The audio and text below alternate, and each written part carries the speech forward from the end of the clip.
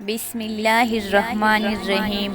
پاک پروردگار کے بابرکت نام سے شروع کرتا ہوں جو دل کے رضا خوب جانتے ہیں۔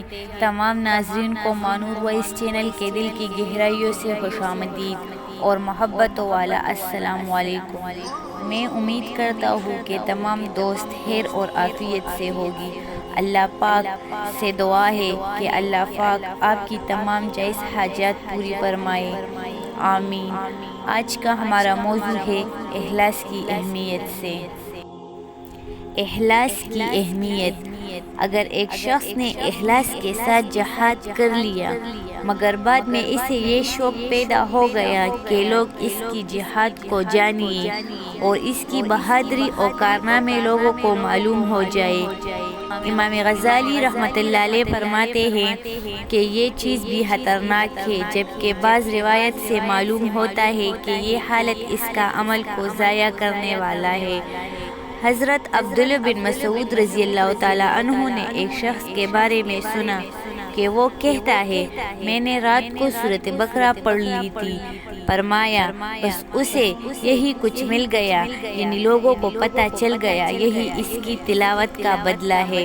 اسی طرح ایک شخص نے کہا کہ میں نے زندگی بھر روزہ رکھا تو رسول اللہ صلی اللہ علیہ وآلہ وسلم نے اسے فرمایا، تو نے نہ روزہ رکھا نہ افطار کیا، یعنی تجھے کچھ اجر نہیں ملا۔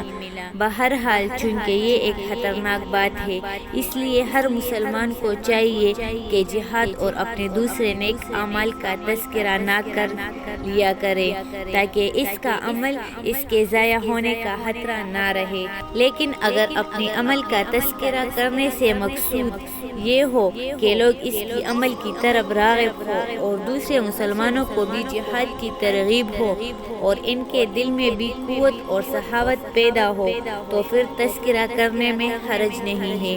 ہماری اسلاف رحمۃ اللہ علیہ کا واقعہ بیان کرنے سے یہی مقصد ہوتا تھا، اور اس کی صورت میں بھی زیادہ احتیاط والی بات یہ ہے کہ اپنی واقعات اپنے اوپر چستی کرنے کی بجائے یوں بیان کر کے ایک مجاہد کا واقعہ یوں ہے۔ یا ایک شخص نے اپنا مال خرچ کیا وغیرہ وغیرہ۔ اگر اس طرح واقعات سنانے سے ترغیب اور دعوت کا مقصد پورا ہو سکتا ہے تو پھر اپنا نام نہ لے بلکہ اسے مخفی رکھے۔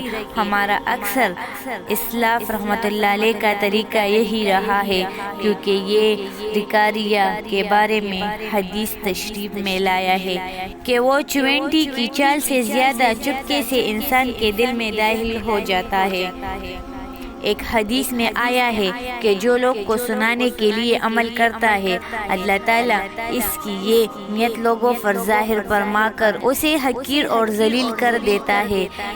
اسی ہی روایت بخاری اور مسلم میں بھی آیا ہے۔ انہیں احادیث اور روایت کو سامنے رکھتے ہوئے ہمارا بہت سے ابکاریہ کے خوف سے اپنے اعمال کو چھپانے کے لیے سخت محنت فرماتے تھے۔ اس سلسلے میں بطور مثال ایک واقعہ ملاحظہ فرمائیے۔ حضرت عبداللہ بن سنین رحمۃ اللہ علیہ فرماتے ہیں کہ میں نے ترسوس پر جہاد میں حضرت عبداللہ بن مبارک اور متعمر بن سلیمان رحمۃ اللہ علیہ کے ساتھ تھا۔ اچانک دشمن کے ساتھ لڑائی شروع ہو گئی تو حضرت عبداللہ بن مبارک اور حضرت معتمر بن سلیمان رحمۃ اللہ علیہ بھی لشکر میں نکل کھڑے ہوئے۔ جب مسلمان اور دشمنوں کی صفیں آمنے سامنے آ گئی تو رومیوں کی طرف سے ایک شخص نے نکل کر مقابلے کی دعوت دے دی۔ ایک مسلمان آگے بڑھا مگر رومی نے شدید حملہ کر کے اسے شہید کر دیا اور پھر اس نے مقابلے کی دعوت دی۔ اس طرح اس نے یک کی بعد دیگر 6 مسلمانوں کو شہید کر دیا۔ وہ رومی دونوں لشکروں کے درمیان اکڑ کر چل رہا تھا اور بار بار مقابلے کی دعوت دے رہا تھا مگر کوئی اس کے مقابلے میں نہیں نکل رہا تھا۔ یہ دیکھ کر حضرت عبداللہ بن مبارک رحمۃ اللہ علیہ میری طرف متوجہ ہوئی اور فرمانے لگی، اگر میں شہید ہو گیا تو تم نے فلاح فلاح کام کر لینا۔ پھر انہوں نے گھوڑے کو ایڑی لگائی اور اس رومی کے سامنے جا پہنچا۔ تھوڑی دیر تک مقابلہ ہوا اور حضرت نے اس رومیوں کو قتل کر دیا اور پھر مقابلے کی دعوت دی، مگر رومی آپ سے سخت خود پرست ہو کر پیچھے ہٹ چکی تھی۔ یہ دیکھ کر حضرت عبداللہ بن مبارک رحمۃ اللہ علیہ نے اپنے گھوڑے کو دوڑایا اور کہا غائب ہو گئی۔ اچانک میں نے انہیں اپنے سابق کی جگہ پر کھڑا ہوا پایا اور مجھے فرما رہی تھی، اے عبداللہ بن سنین، اگر تم نے میری زندگی میں یہ واقعہ کسی کو سنایا تو پھر عبداللہ رحمۃ اللہ علیہ کہتا ہے کہ میں نے ان کی زندگی میں یہ واقعہ کسی کو نہیں سنایا۔ اللہ ہم سب کو اس پر عمل کرنے کی توفیق عطا فرمائے، آمین، والسلام۔